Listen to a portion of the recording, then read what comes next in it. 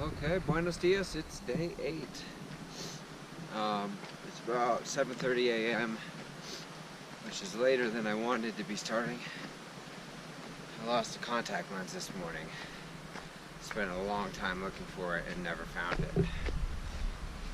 So that's pretty annoying. I guess when I need my sunglasses, I'm just gonna have to put the sunglasses on over my glasses for the time being. I forgot to pack spare contacts, which was a mistake. I might have to have Petty mail me some of my spares that I've got back home.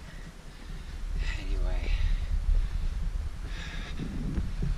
2 miles to Searle Pass, and I saw there's a water source that's like a mile up that's completely covered in snow. There's 1.3 up from where I camped, and I'm gonna have to get there and probably have water for 6 miles, because it sounds like almost all the water that's up on top is covered in snow. So I liked my mom's comment. I said, I'm gonna go play in the snow again, and she said, enjoy it like Harley would. So that's what I'm gonna do. I'm gonna enjoy hiking in the snow like Harley would. Okay, we'll check back in. I just realized it's day 9, it's not day 8. Today's Wednesday, it's not Tuesday. I did not start my hike a week ago. Now I'm wondering if I screwed up the number yesterday too. I don't know. Whatever, it's day 9. And we're climbing. We've already gone through a few miles of snow. Giddy up. Getting closer. There's Janet's cabin down there.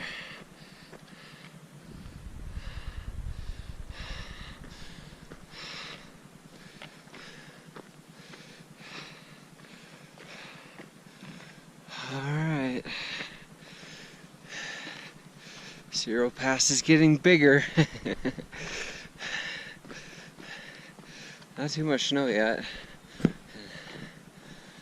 Let's see how many of these snow patches up here are on the trail.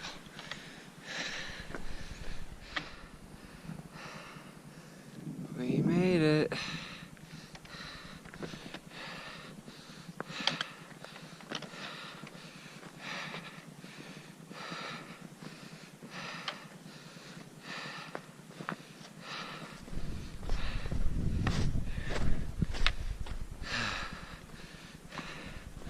Lost the trail for a while. Oh, Mr. Marmot's right there by the sign.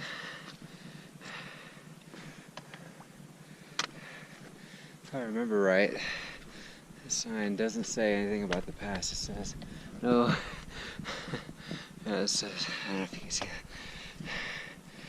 It says no snowmobiling. What's this sign say? That fell over. Not gonna happen. Yeah, I don't know, whatever. There may not be a sign at this pass.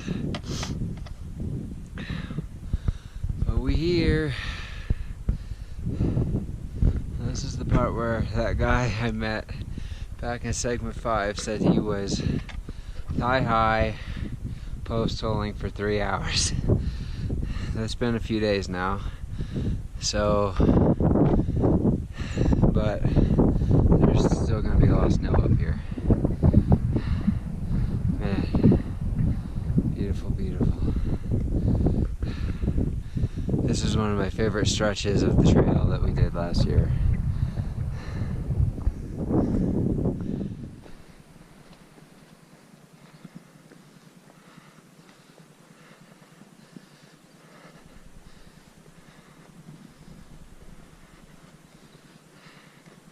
Snow has not been bad at all up here yet.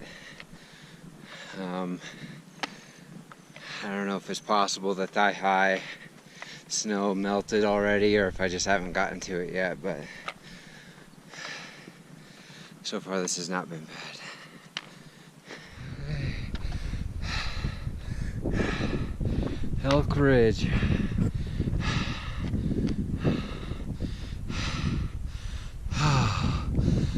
Man, that was tough. The trail was largely covered in snow on the steep climb up to this ridge. But we're here. I'm gonna take a break and eat. It's beautiful. It might be a little cool with the wind, but anyway.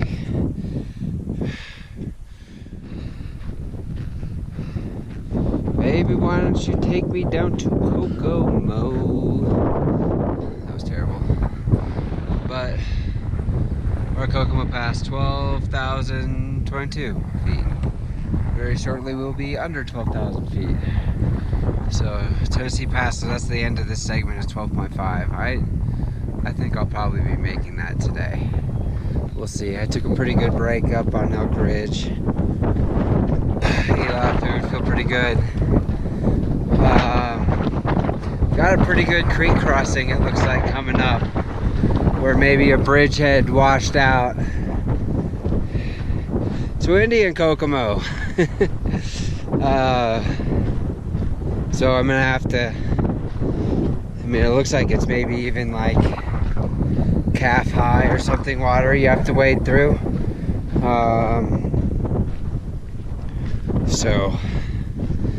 But otherwise, yeah, I think it's about like a 4-mile descent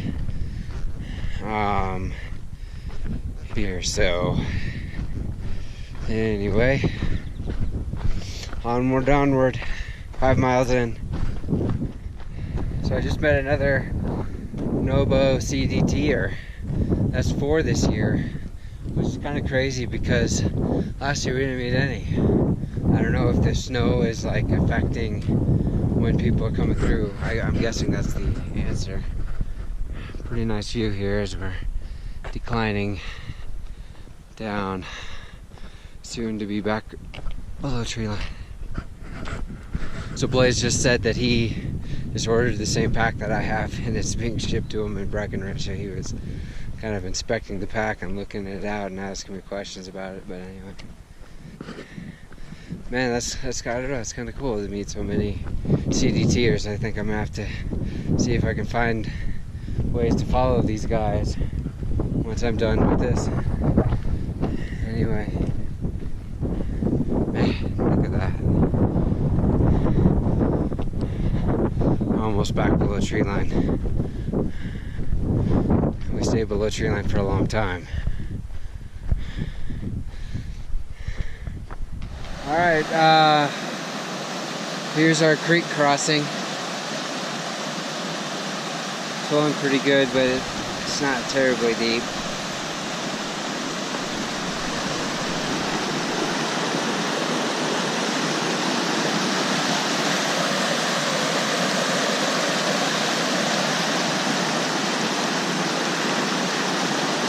I think there used to be a bridge here that got washed out, but anyway. Alright, we'll figure out how to get through here. Bad. My feet are completely drenched. I took my pant legs off. And yes, I unbuckled my belt. A girl posted a video of her crossing this creek on the Facebook page, and she had her pack strapped all the way on, and she got roasted for not unbuckling it. Which I agree. I mean, you might as well just unbuckle it. It's like, sure, that wasn't the toughest crossing in the world. It's flowing pretty good, but it's not very deep. But it's like, you might as well just unbuckle it. It's like, it's not like it's a lot of effort to unbuckle it. It's kind of like buckling up your seatbelt if you're gonna go for like a 1-mile drive or something. It's like, well, you might as well, it's easy. Anyway, I'm gonna get water and then we're gonna push on and get my feet dry. Nice thing is it's a beautiful sunshiny day, so I think my feet should dry out pretty quickly here. Anyway, Okay, that's all for now.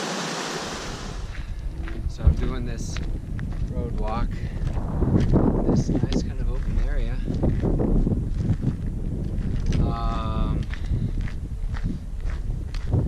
I got probably about 5.5 miles left of segment 8 before I get to Tennessee Pass. We'll definitely get there today. It's like 1:15. I was just realizing, so not too far up here is where we camped. I was just realizing that was the next to last campsite we had this hike.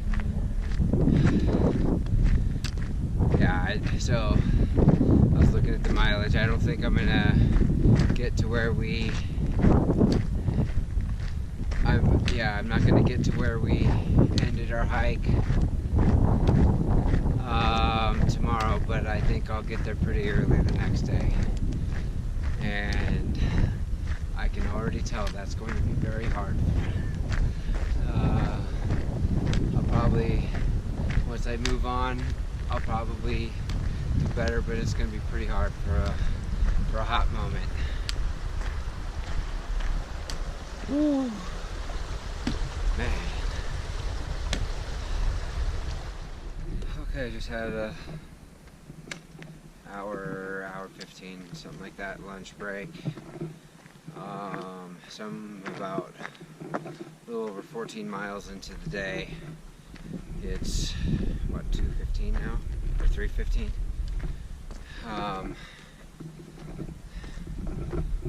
So I'm looking at some possible campsites. There's like the Tennessee Creek or something. About 7.4 miles up. That's probably the earliest I would stop. There's a pretty good chance that is where I will stop. But that's kind of the plan. We'll get there and reevaluate, but probably stay. Getting, I don't know, a few more miles and we'll be at Tennessee Pass, end of segment 8. So,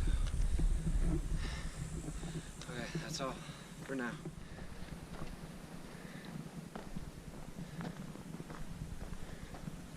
I don't really even remember this part, I must admit. Look at all these wildflowers.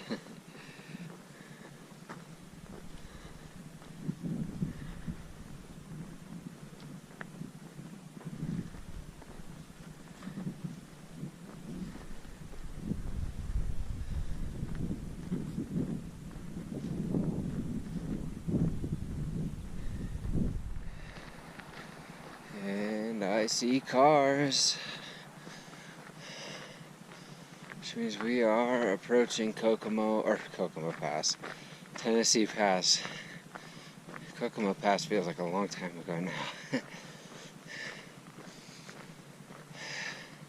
Tennessee Pass was a big climb.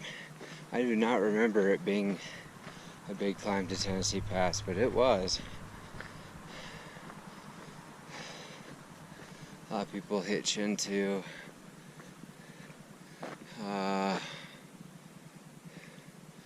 Leadville here, so I'm 23 miles now from Copper. Holy Cross Wilderness 6.5. So anyway, so this is the end of segment 8